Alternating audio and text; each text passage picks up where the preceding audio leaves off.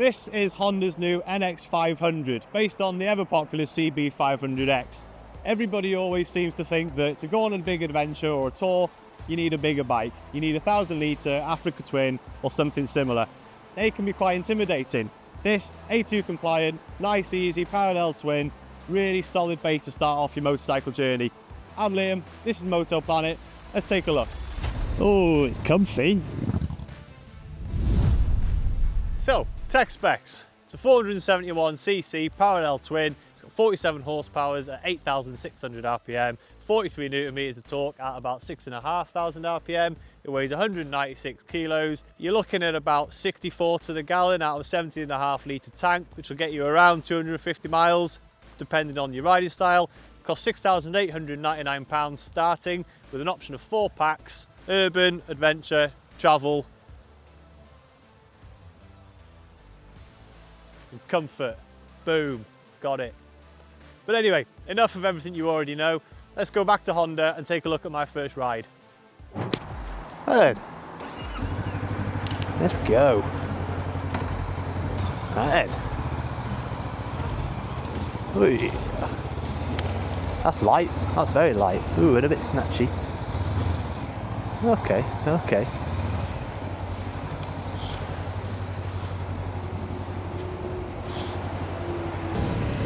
Right then, lovely. Right then, I've not used sat nav before on a motorbike. Better get used to that throttle. Oh, it's comfy. Look at this. It's very light on the steering. Instantly noticed that.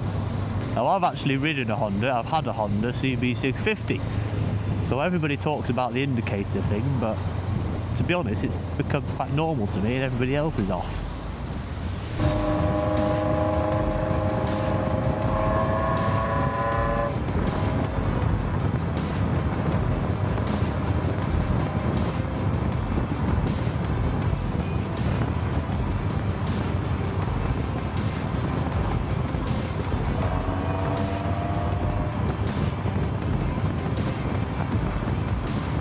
I must admit, the vibrations have died down now because we're doing 30 miles an hour and it's quite nice.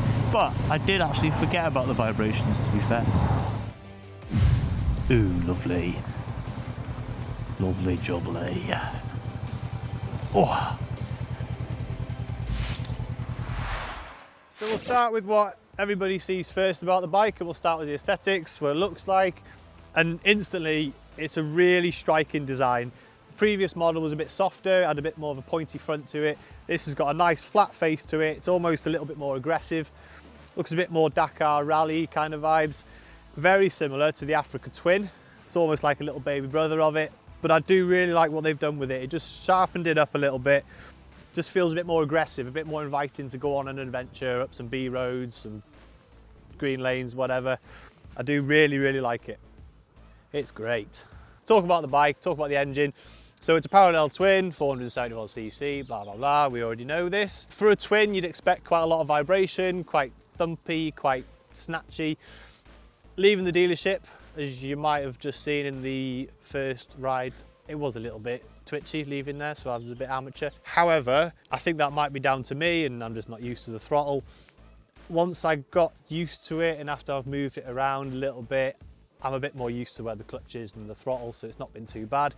So no negative points on the bike there. I think that's rider error. But what Honda have done with this bike is they've got a cam balancer on it. Now what that essentially does is it's a way of eliminating the vibrations that are coming from the twin, from the camshaft. Essentially, it's generating other imbalances to match the camshaft imbalances. Put them together, create some sort of balance. It essentially adds a sense of refinement to the engine. It makes it smoother and just better. Now obviously, as I say, there was a little bit of vibration through the handlebars and through the pegs, but it's a motorbike. It's not a Rolls Royce, it's not an Audi, it's not got all that nice refinement stuff. We're not riding bikes for that. If you want that, you get a Goldwing. Simple. It's not that bad. It doesn't put you off. It's not uncomfortable. It's still quite pleasant to ride. Comfortable, smooth, lovely, nice. Oh, we're rolling. Right, so as mentioned previously, it's a parallel twin, 2 cylinders, fairly economical. 17.5 litre tank, 250 miles of range. To put that into perspective, that's London to Manchester on one tank, or Edinburgh to Newcastle and back on one tank. 3,667 football fields, or about 278,399 lengths of itself, or 222,216 lying down Valentino Rossi's, whichever you prefer. It is a steel frame, steel chassis, which obviously is cheap and cheerful. It does the job, it's sturdy. Obviously that keeps the weight up slightly, but it is quite a cheap bike at £6,899. So you're not expecting all the wizardry of lightweight aluminium. Within that steel chassis, the engine has been mounted fairly low. What that essentially means is you're keeping the centre of gravity nice and low. It's manoeuvrable, it's stable. And again, it goes back to giving you a bit of confidence when you're riding off-road on any uneven ground, cobbles, rocks, grass, you name it. Again, it's those little changes, put them all together and you've got a nice package. So obviously you need to stop the bike. Now, we've got two discs at the front, 296mm. Powering those discs, or holding onto those discs, we've got two Nissin calipers, two piston, axial mounted as well. Not quite as sturdy or as you'd expect as a radially mounted caliper. Nonetheless, they do the job well. In the first ride, I gave it a little play, bit of a tight squeeze every now and then, and they did perform well. They did the job well. A little bit of nosedive, but obviously that's down to the suspension. No correlation to the brakes. Very good. So whenever you're ready. Oh, we're ready now, right. Don't mind my cameraman. So up front, Showa's 41mm SFF separate function forks, big piston, inverted, really nice ride on them. They're not too stiff, they're not too spongy. Obviously it's an adventure bike of sorts, so obviously you need a little bit of give in the suspension. It's not like your CBRs or your CB650R. You're not going to be going round corners at stupid speeds, leaning it over and all that necessarily. Give it a go. But what it does is really inspire some confidence when you want to go off-road or up the B roads or green lanes, as mentioned earlier. Also, what Honda have given this bike is a 19-inch front wheel. Between the front wheel and the rear wheel, they've shaved off around 1.5 kilos, and that's rotational weight, which is a lot more. Obviously that all adds up. Put it all together and what you're essentially getting is a nice package, a nice handling bike, a bike that really inspires confidence. I can't stress enough how much confidence Honda generally, to be honest, the suspension gives to the bike. They're always quite select in it. The best comparison I can think of from my personal experience is the suspension on things like the CB650R and the MT-07. The MT-07 has always had that budget kind of feel. Honda have never really felt budget, at least in my opinion. There might be some out there, who knows. But overall, a really nice package, handles well, it's comfortable, it's nice. So at the back, you've got a rear brake. As with most rear brakes on every bike, it's not there to stop you, it's there to give you a bit of stability. It's 250mm, single piston Nissin caliper. As I say, it does the job. There's not a lot of feedback from it, there's not a lot going on, but it works. So buried away right underneath here, you might not be able to see it from there. There is a shock, of course. If you are going on an adventure, if you're taking a pillion or you're putting luggage on the back and you want to readjust the preload, you have got that scope to adjust it. However, you do have to take the bike to bits. And by take the bike to bits, I mean remove the seat, just to get your spanner in there to turn it. It is on a linkage system, however, so rather than being directly mounted to the swing arm itself, so that does give it a little bit more responsiveness, a little bit more sturdiness, a little bit more suppleness to the ride. Overall, again, nice, easy, basic, does the job well, comfortable, nice. Now then, one of the cool features about this bike is if you get the Honda RoadSync app, you can have turn-by-turn navigation. Now, to me, this is very new, so bear with me. I have connected my phone and I had it on the first ride out earlier, but that was with the help of the dealership. So my phone is already connected. However, I've not used voice search. So. Voice search. Press right to start place search. So, using the little stick on the switch gear, you can go left and right. So go right to start voice search. Say place or address after the beep. Chester. Searching for Chester. It works. Chester. Chester 15.9 miles. Press right to start navigating. So we'll press right. Thank you very much. Navigation. Navigation options. Just like. Left to end navigation. Press right to repeat navi guidance. Long press left to return to menu. Head towards A494. And just like that, I've got turn-by-turn navigation. 6.3 miles, arrow pointing straight. Although maybe not straight in this instance, but that's fantastic. And then if you want to cancel it, you just go left. End navigation. Press right for yes. Press left for no. I want you to confirm it, just in case you cancel by accident. Navigation ended. Navigation. Press right to select Anyway, destination. so normally you'd have a headset in and it'd be connected to your phone and you could search by voice. So to know it actually hears you and recognises you, that is a plus. Also with the TFT dash, clear as day, no complaint. That's really clever. I like that. Like a PlayStation game. Along with the navigation, you've also got recent destinations, nearby places and favourites. But what's really interesting is if you go on nearby places, you've got, it's very American, gas station, parking, convenience store, ATM. It's actually got dollars as well. And a repair shop. So if you break down, you can find a repair shop. And what I was really staggered is actually how quick it finds a repair shop. So if I do that, oh, search failed. Try again. Oh, there we go. Rollings, solar guard. Very good. Anyway, that's enough about the navigation of it. Another thing worth mentioning, they have done some tweaks with the ECU, which apparently gives it better acceleration. The differences are negligible. However, it's worth making a note of because it is the new off-roader, cross-roader, whatever. A really neat little feature that, and the best thing about it is it's on a TFT dash and you can actually see it. So rather than just having directions you can't read, you can. That's a good feature. Right, the screen is non-adjustable. Unfortunately for somebody taller like myself at 6 foot, don't forget, you do get a bit of dirty air, a bit of buffeting on your neck, you sort of blowing about a bit, more specifically behind a van or a wagon, etc. Not so much in the chest, which kind of makes sense, as you can see. You would benefit from an adjustable screen. Now, if you want to get an adjustable screen, you already know where you can get one of them from, and it's motoplanet.co.uk. That will solve all the problems, and with a bit of luck, keep your head nice and stable. So, the seat height on this bike is 830mm. It is a twin, which makes it quite narrow.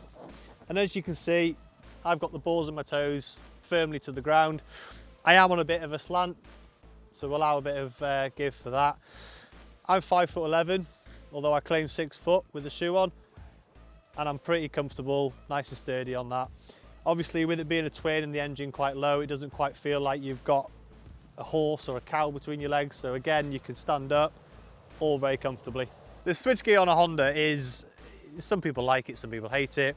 The Honda CB650R was under scrutiny a few years back because the indicator and the horn were too close together. I myself owned one of those bikes and I was often beeping the horn instead of indicating, drawing a lot of attention to myself, not great. On this bike, however, the horn button is a lot smaller. The indicator, flick, switchy, thingy-majiggy, nice solid clicks to it, easy enough, push in to cancel, left, right, blah, blah, full beam, flash, etc. It's got everything you need, but it all has that nice sort of Honda build quality. It feels solid, even with your gloves on it, just there's a nice bit of resistance to it. A really nice little cockpit. So, as with every motorbike we look at, we need to see what it sounds like. And most of all, we need to let you know what it sounds like. Obviously, let's keep in mind, it is a twin. There are also regulations and obstructions on manufacturers now with emissions and whatnot, which the government's kind of put in place to spoil everybody's fun. But without further ado, let's have a look. So it is quite quiet on startup, which is not a bad thing for your neighbours when you're getting up early in the morning.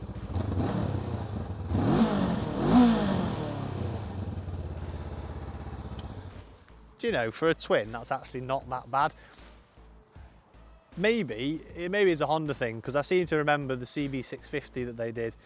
The exhaust note of that was actually really good. and that was on the stock exhaust.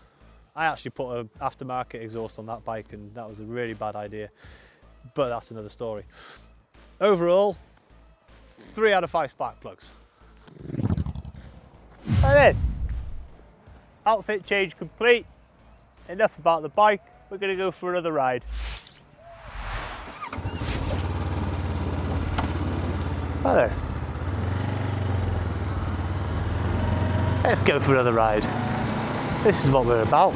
Not bloody standing around in laybys talking about it. Off-road.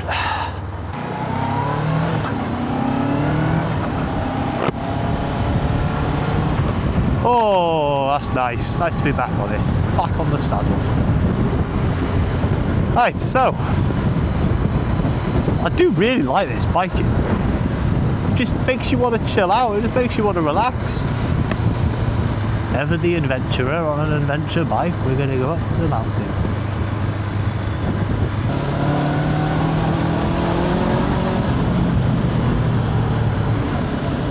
That suspension is really nice. Ooh.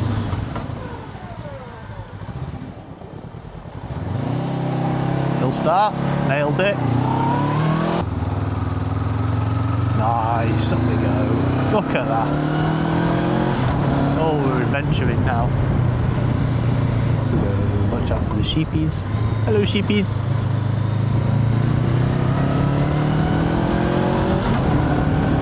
Do you know, this little twin on lanes like this is absolutely quality.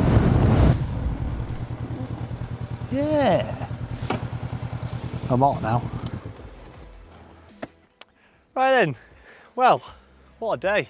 What a great day.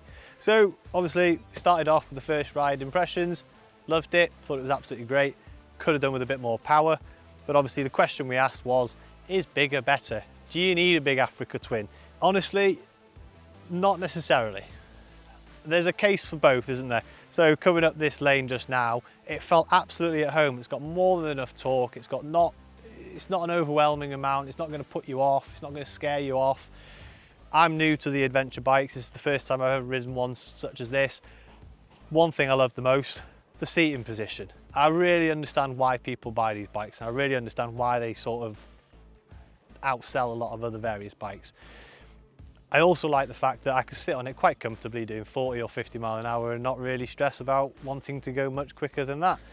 I had a little play in the car park. It's a really, really easy bike to handle. It's not too heavy, it's not too snatchy. Obviously when I left the dealership I was a little bit snatchy on the throttle to begin with, but with a bit of practice I'm used to where the clutch bite is, I'm used to where the throttle bite is and all that. Using the back brake just to keep you steady. Honestly, I'm very impressed at it. I would have one, but at the same time there's not a lot of bikes that I wouldn't have. And with that, thanks for watching, hit like and subscribe.